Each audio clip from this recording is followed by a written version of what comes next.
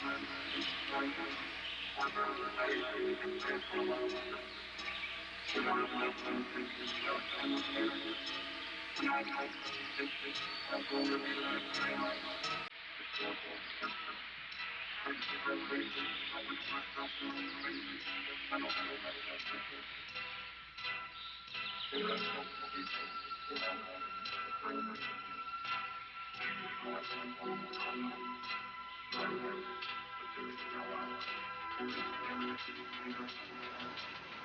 going to start with 10. When we get down to 1, they're going to cut the ribbon.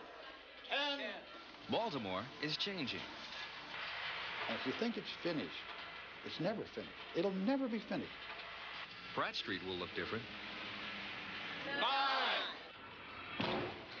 Some of the old buildings are coming down. Others are being recycled. We're standing on the 7th floor, a floor currently unleased with spectacular views of the city all the way around. As you move down Lombard Street, there's almost 2 blocks of old buildings that have been recycled, rehabilitated. 8. The skyline is changing. Mr. Carson had not seen the city in 8 years. He barely recognized it. The National Aquarium is a multicolored design building with a triangle on top to it. 7. Our city is changing around us. Will our lives change too? It will be like the Jetsons. Jetson here. George, this is Jane. As we speed into the future, and there are only 16 years left to the 20th century, there is hope and challenge. 6. Where will we live? Where will we work? How will we play? We don't have the resources or commitment to build great people yet, and that's what we need. People of wealth and power and influence and importance have been saying, let's get the government off our backs. Now they're being successful, and the government's getting off the backs. But there the problems remain. 5. I came originally from Ireland so that I could settle down in a gorgeous garden spot of the world, and it's right here in Baltimore County. Reminds you of Ireland, the rolling hills and the greenery. Can the county hope to stay green? I hope so. I hope so. Our housing growth is growing much more quickly than our population growth. 4. We haven't figured out what all the shrubs are. You know, it's a nice wooded area with lots of trees. It just seemed very nice. From all indications, we have more than enough land set aside for development to satisfy the need. But there are some questions that concern the future. 3. So our little community here has gone from a small little one-road, one-horse road to a major road. It's so much more difficult today to build a road in a short period of time than it was 20 years ago. The principal elements to any good land use plan are roads and sewers. 2. And of course, what's going into Gwynns Falls is raw sewage. And into the Chesapeake Bay.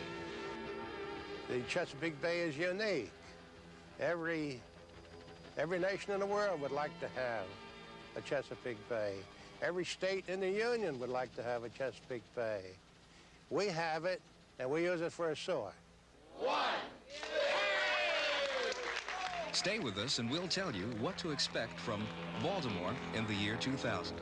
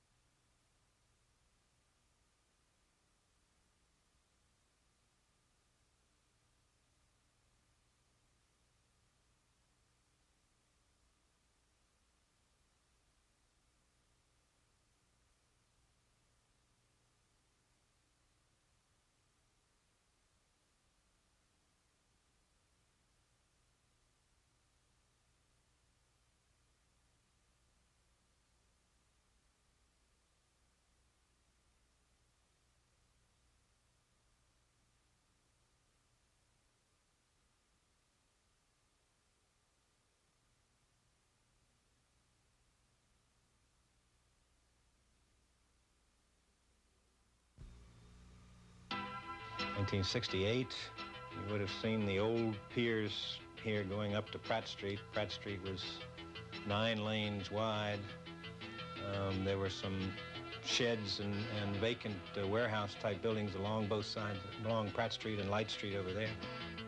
You can see how the buildings immediately on the water, facing the water, are all the same height, and that's intentional. They're limited to that height so that they will be horizontal and create a frame around the inner harbor, and then the taller buildings will go up behind them, so to speak, so that the views won't be blocked by buildings right on the water, and that there'll be an even parallel line around the water. That's all part of the plan. Over the next 16 years, you'll see the Baltimore Harbor for 10 miles down each side made into a whole new way of living in the city, with people having boats at their docks and the life along the edge, both in housing and places to eat and shop and little inns, will be a dramatically different city. Our city is changing around us, and what is happening here in Baltimore has made us an enviable model for the rest of the nation. Sometimes the time in planning is twice as long as the actual construction time. That's the submerged part of the iceberg, and then when the building starts to come out of the ground, that's when the change becomes dramatic, and there'll be a lot of that. Over here is our finest dining area, the trellis gardens to the right. People are flocking to Baltimore, not only tourists, but businessmen. What?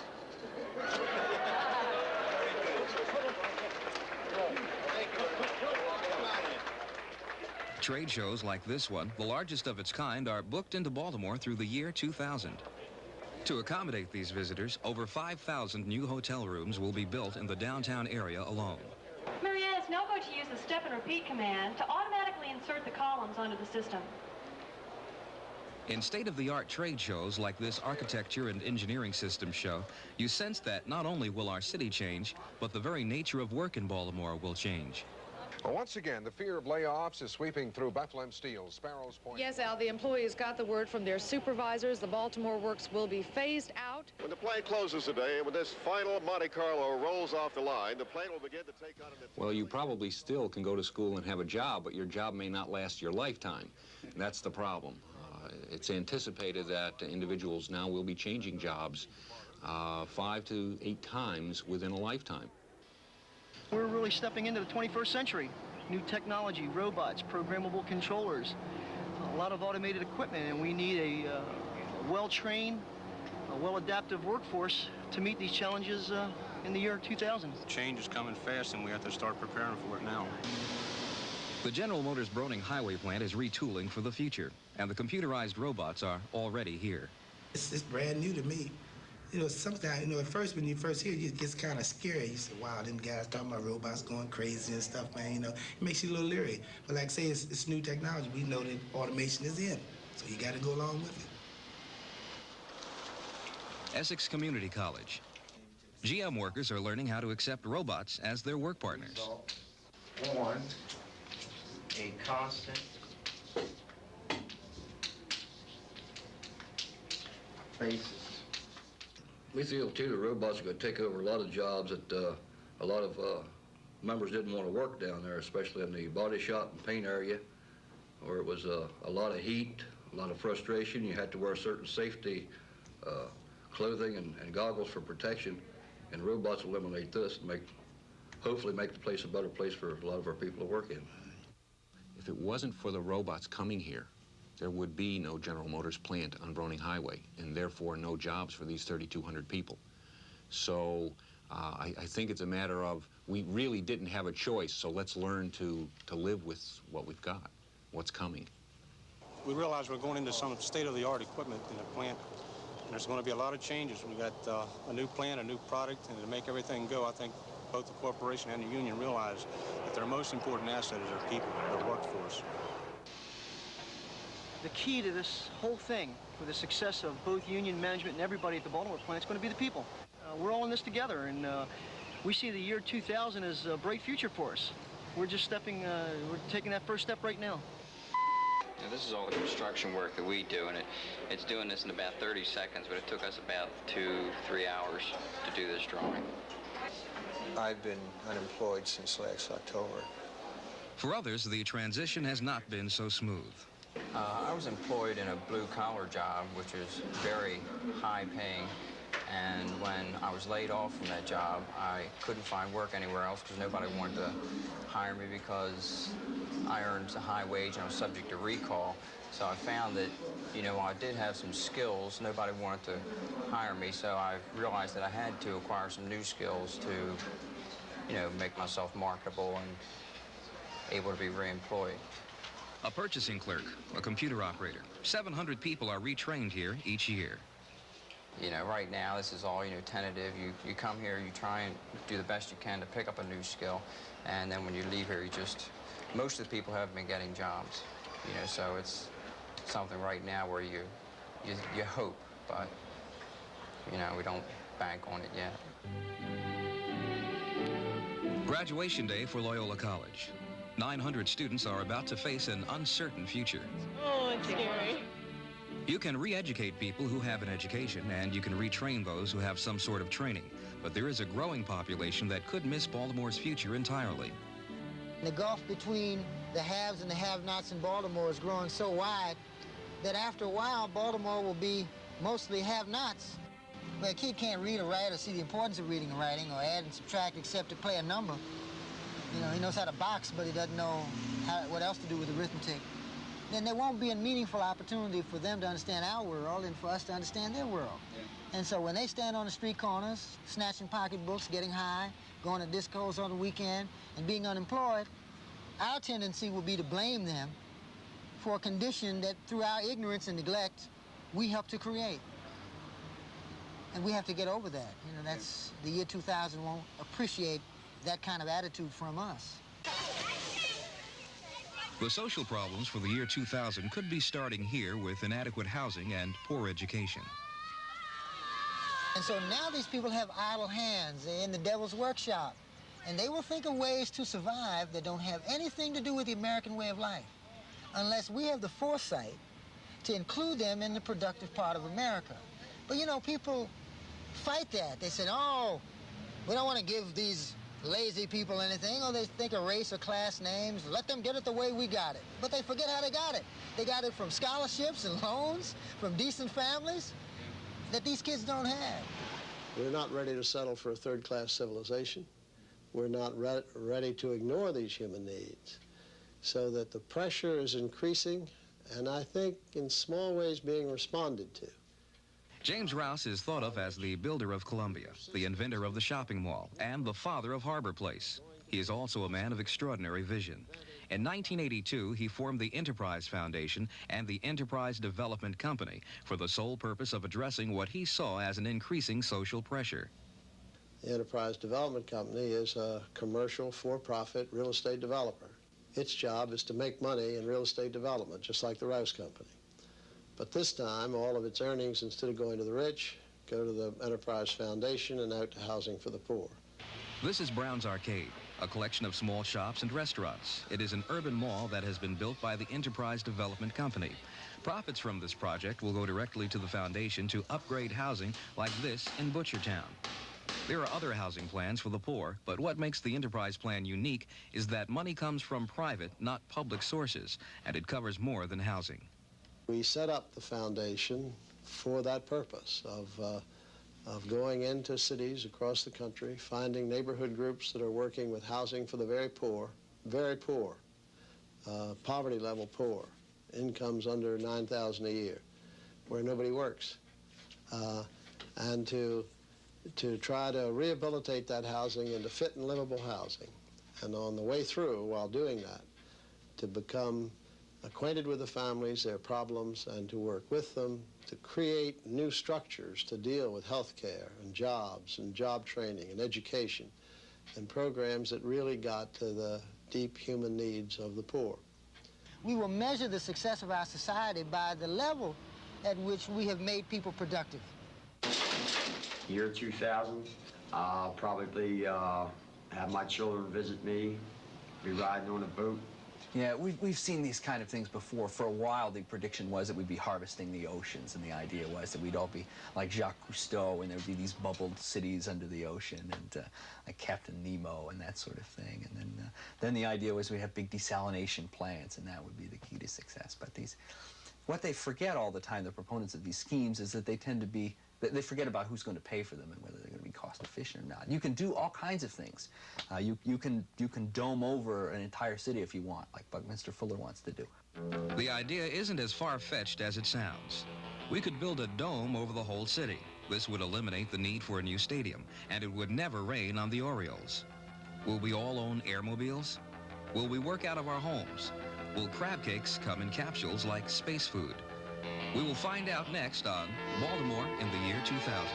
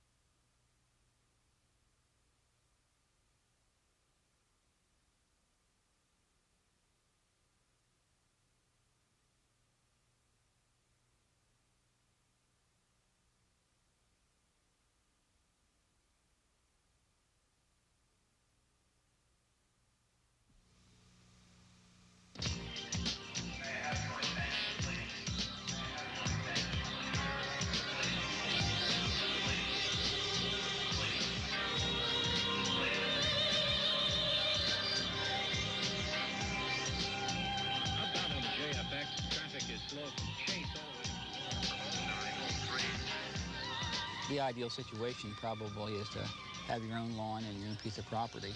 With leisure time in the future, we're going to be staying at home more with pools that we have similar to this one. Well, probably right around here because it's so close to it, there'll be more people than less lawns, but there'll be enough everywhere to serve everything. Baltimore County, with a population approaching 700,000, it is still green, but can it hope to stay that way? These are the growth projections into the year 2005. The county hopes that its development plan can handle that growth and protect its rural space. The county has two growth areas. This is one, Owings Mills. It's basically in the northwest area of Baltimore County. And then on the eastern side, or the northeast side of Baltimore County, we have another one called White Marsh. And we feel that we'll provide enough houses to meet the demand well into the 2000s. We're not going to have the kind of population growth in Baltimore County in the next 15 years that we had in the last 15 years. You're not going to see hundreds of thousands of people come into Baltimore County. That's just not going to happen. But you will see additional residential development to take care of those people that are already here. This is your room, Kenny. Hey, it's your room, Kenny. Meet Ken and Mary Pugh, a new family moving back to the Baltimore area. Their house will be paid for in the year 2014. Put the crib here. The crib, the dressing table, and the bureau. Well, maybe the dressing table here, so you can look out the window. He loves those trees. He's really something with those trees. There's some tough questions that have to be answered. So you like your room, Kenny? Yeah. The basic sewer system, the system's getting close to 100 years old, and it's going to need to be rebuilt. I mean, Back River Sewers Treatment Plant basically has to be totally rebuilt in the next 20 years, which is $200 or $300 million. The city's original target date for the completion of this project and the ending of the building moratorium out in Baltimore County was May the 4th. For the past 17 months, building in the county has been stopped. The reason? The existing sewer line that parallels the Gwynns Falls was old and broken. And of course, what's going on in Gwynns Falls is raw sewage. This sewer, in essence, will replace the old sewer, which is leaking and does not have the capacity that's needed for the future. Whatever we see being built above the ground depends largely on the water support system below the ground. In order to inspect the 2,500-mile sewer system, city inspectors use television cameras that they send through the system. The cost of maintaining the system, $4.5 million annually. It's a matter of basically where the streams run and where the water would run. Current plans call for the construction of new sewer lines that would parallel Red Run and Horsehead Branch here near Owings Mills. Both of these streams run by gravity into the main line, which is Gwens Falls, and into the treatment plant. Without pumping stations and just laying the line, this is, of course, getting the most use out of sewer construction. This is the Back River Treatment Plant. While the county is relying on the costly construction of new sewers for its growth plan, downstream this plant has had its problems. Built in 1910, Back River cannot keep pace with today's demands, making the city the Bay's largest single polluter. Hi, I'm Willie Water. Did you ever stop to think where a glass of water comes from? Yes, it's your faucet, but originally it began as rain. Water, we all depend on it. How we use it and where we get it may become the biggest challenge to Baltimore in the year 2000. Imagine living here and not being able to enjoy the bay. Here we have the Chesapeake Bay, which is a magnificent body of water, and it's being utilized for everything. But the major use is a sewer. And so it's just 1984, and we have to face up to the fact that we can't have our cake and eat it too. We can't have a beautiful Chesapeake Bay with the fisheries and the boating, recreational uses, and have it be a very large sewer. Baltimore's future depends on the Bay's future. It is the Chesapeake Bay that will support development, and it is the Chesapeake Bay that is on the receiving end of the water cycle. Everything that goes into the storm drain comes out right here and flows right into the bay. I don't think there'll be anything left because I don't think they're ever going get around to the point of really taking care of it. When I was a youngster, people used to go down off of those docks in Baltimore City and come home with bags full of crabs. Carrying them in burlap bags was the style. Catch some big crabs in here.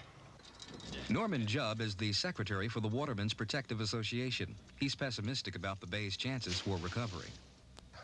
The biggest industry in the Chesapeake Bay now is making of studies and holding meetings.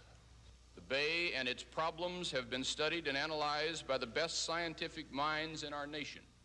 We've mentioned this a number of times, that there's possibly more people making studies or working on the problems of the Chesapeake Bay than there are watermen. And to date, nothing effective has been done. We continue to deteriorate every year. The catch of oysters of last year was half the amount which could be marketed, and this past season, it's only half that of last year. The watermen that work the Bay can measure the health of the Bay in declining catches and in surface litter. But environmentalists worry about what they cannot see. Members of the Greenpeace group entered the grounds of the American Recovery Company before... Some groups, like Greenpeace, have taken up acts of civil disobedience to have their concerns heard.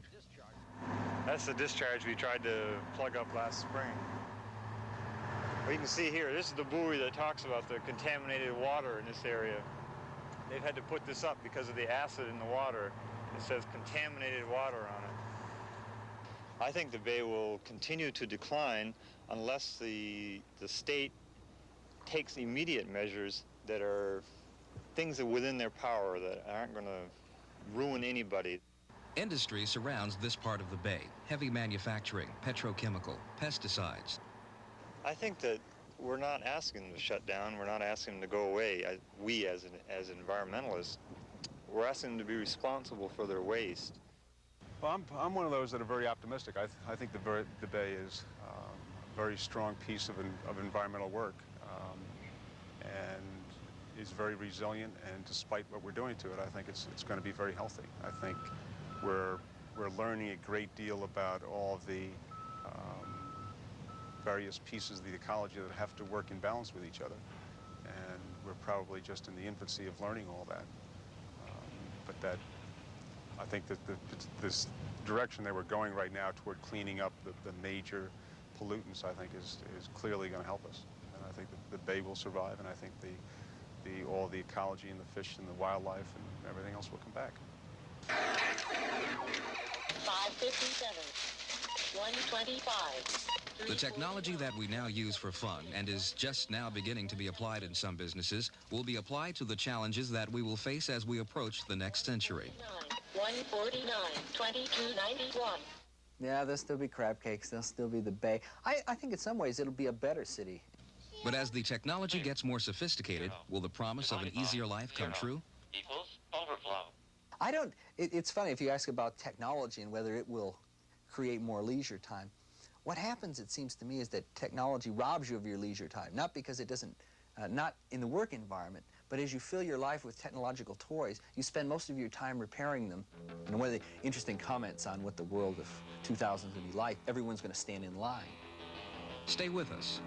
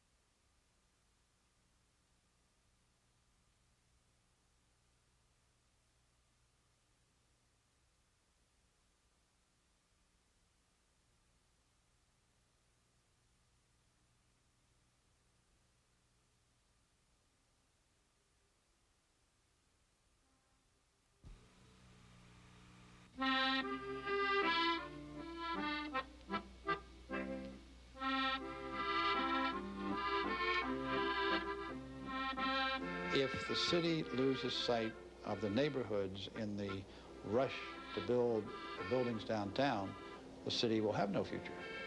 And if there's going to be a future in the city of Baltimore, it's the neighborhoods, not the inner harbor particularly, not the area down Fells Point, but the neighborhoods, all neighborhoods.